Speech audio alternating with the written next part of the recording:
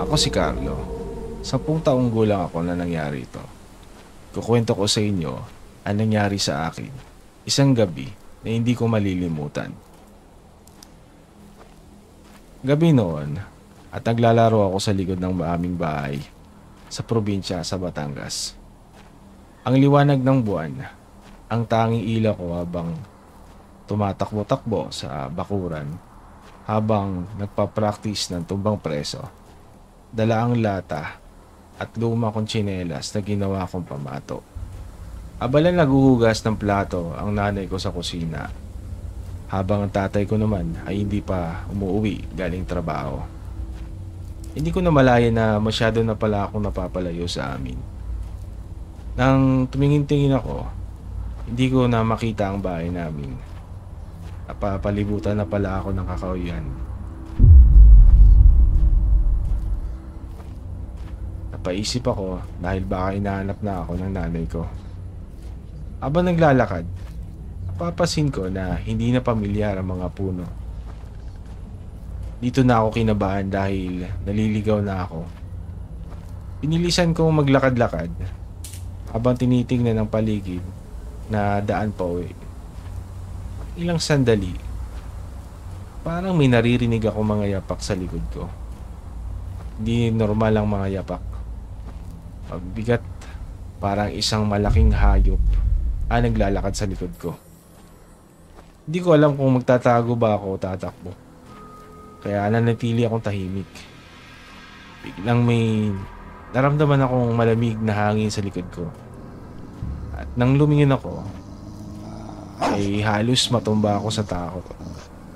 Isang nilalang na nanlilisik ang mga mata ang nasa harap ko. Ang anyo nito ay isang dambuhalang aso. Malaki ang katawan. Nangingitim ang mga balahibo at pulang-pula ang mga mata. Nakatingin ito sa akin. Sa takot ko, ako'y napatakbo ng mabilis. Kahit nanginginig ang mga tuhod ko. Habang tumatakbo, naririnig ko ang malalakas nitong yabag. Palapit na palapit. Sa kalagitnaan ng takot, nakita ko ang isang baon. Isang buwig. Wala akong ibang naisip kundi tumalon sa loob. Pansin kong maraming mga hayop sa loob. Kalabaw, kambing, at mga manok. Sinubukan kong magtago sa gitna ng mga kalabaw.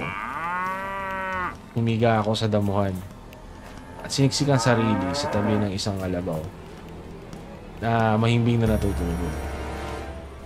Hingal na hingal ako na nagtatago. Narinig kong dumadating ang dambuhalang nilalang at pinigilan kong hindi huminga sa takot. Huminto ito malapit sa bakod. Amoy na amoy ko ang malansang singaw na hininga nito. Habang sumisinghot-singhot ito, parang hinahanap ako. Ang kalabaw na nasa tabi ko ay tumingin saglit sa nilalang, pero natili itong kalmado. Ilang sandali pa, narinig ko mahalakak ang nilalang. Sabi nito, malalim at nakakapangilabot na boses. Pero hindi ito makapasok sa loob ng bakuran. Narinig kong umatunga lang nilalang at isang iglap naglaho ito sa dilim. Pagkatapos ng ilang minuto, naglakas loob akong lumabas mula sa taguan ko. Takbo ako ng takbo hanggang sa nakita ko ang pamilyar na kalsada at tindahan. Halos hindi ako makapagsilita sa takot habang tumatakbo pa uwi.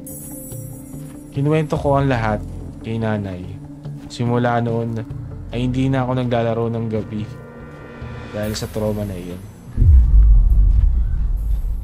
Ilang araw pa ang lumipas ay madalas na napapanaginipan ko ito. Ang kubo sa bukirin at ang nilalang na inaabol ako sa gubat. Hindi na rin ako maayos na nakakausap nila mama. At madalas akong ilalagnat. Tapos mawawala. Ganon.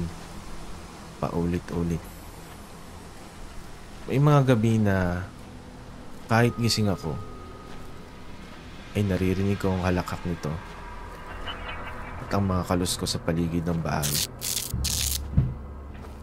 Na parang may nilalang na nag-iikot. Sa takot ko, ay nagtatago ako sa ilalim ng aking kama. Nagagambala na rin sila mama at papa. At hindi makatulog. Sunod na araw, umaga, may kasama si tatay na isang matandang lalaki.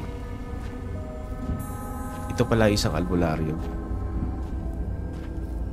Tinawas ako nito at sinabing inaaswang daw ako at ginugustong kunin. Nag-usal ito ng mga dasal na hindi ko maintindihan sa paligid ng bahay. Nagulat ako sa sinabi ng matanda na isang aswang na nagaan yung malaking aso ang gusto akong kunin. Nagbigay ito ng isang kwintas sa akin na may makitab na bato. Protection ko daw ito. Simula noon ay gumaan ang aking pakiramdam. Nawala na ang mga kurus ko sa gabi at ako'y nakakatulog na ng maayos. Subalit hanggang sa mag-high school ako, ay naging taong bahay ako.